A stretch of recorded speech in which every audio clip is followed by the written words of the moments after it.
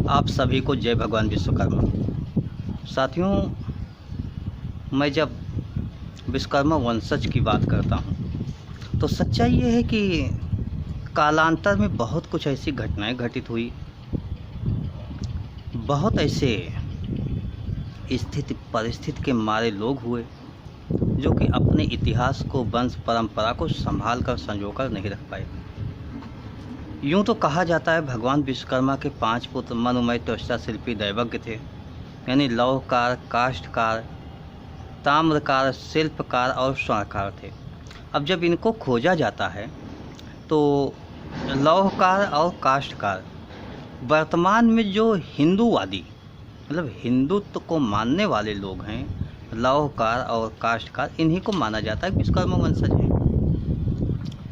लेकिन हिंदुत्व शब्द बहुत बाद में आया है और मैं उस पर बहुत जिरा भी नहीं करूँगा, चर्चा भी नहीं करूँगा। मैं ये मानता हूँ कि कर्मकार समाज के वो लोग जो कर्म प्रधान होते हैं, कर्म प्रधान लोग वो एक हैं। धातुओं से संबंधित काम करने वाले लोग एक हैं। लोहे की धातु, लोहे से काम करने वाले, लकड़ी का काम करने वाले, सोने का काम करने वाले और ताम्रकार, पत्थर का काम करने वाले तथा अन्य धातुओं का काम करने वाले हमारे ठठेरा, कसेरा, ताम्रकार बंधु, ये सब मैं मानता हूँ कि एक हैं, क्योंकि सभी किसी न किसी धातु से जुड़े हुए हैं। सभी को एक अपने शिल्पी का ज्ञान है, बेहतर ज्ञान है और इनके बच्चे जन्मजात गुणवान होते हैं। तो आज की स्थितियों में अगर मैं ये देखता हूँ कि जितने मूर्ति पूजक लोग हैं, मूर्तियों की पूजा करने वाले लोग हैं, भगवान विश्वकर्मा को किसी न किसी प्रकार से अपना आराध्य देव मानते हैं। उनकी वंश परंपरा मीन आज कोई हो सकता है सरकारी नौकरी में चला गया हो, कोई बिजनेसमैन हो गया हो, लेकिन वो वंश परंपरा जानता हो कि हमारे बाबा, हमारे दादा या उनके पिताजी इस तरीके से वो ऐसी धातुओं का काम करते थे। तो उन सभी को मैं ये मानता हूँ कि वो विश्वकर्मा वंशज हैं और उनको एक मंच पर एक साथ आ जाना चाहिए। अगर वो एक साथ आ जाएंगे तो निश्चित ही उपेक्षित इस समाज का विकास होगा। इनके साथ समय समय पर जो अन्याय होता है वो नहीं होगा, सदान्याय होगा। इनके भी मूलभूत अधिकार इनको मिल जाएंगे। ऐसे क्या होता है कि लोकतांत्रिक व्यवस्था में संख्या बल बहुत मायने रखता है। लोग यह देखते हैं, नेतृत्व यह देखता है कि इनका संख्या बल तो है नहीं, और जब देखता है कि संख्या बल नहीं है तो वो आपको कहीं महत्व नहीं देता। आपके लिए ना तो कोई योजनाएं बनाता है, ना किसी योजनाओं में आपको शामिल करता है।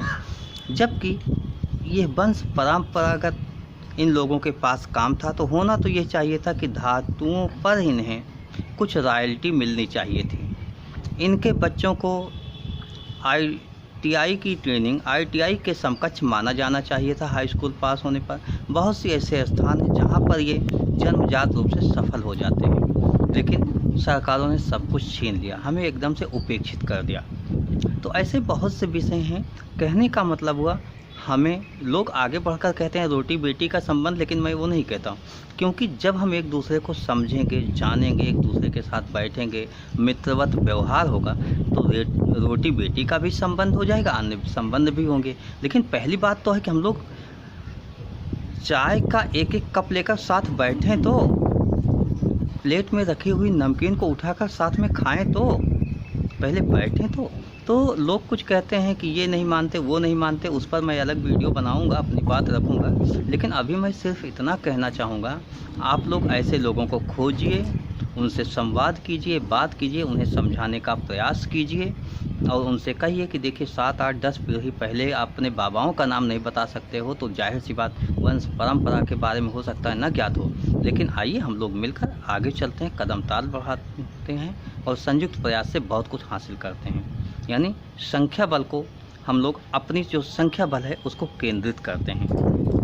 तो आइए मिलकर एक और प्रयास करते हैं, एक सकारात्मक प्रयास करते हैं विश्वकर्मा जागरूकता अभियान के तहत। और इस विश्वकर्मा जागरूकता अभियान का प्रयास है नवंबर माह में उत्तर प्रदेश के लखनऊ में एक विशाल रैली आयोजित कर दी जाए और उस रैली के माध्यम से हम अपने संख्या बल का प्रदर्शन करें। आप सभी को बहुत बहुत धन्यवाद।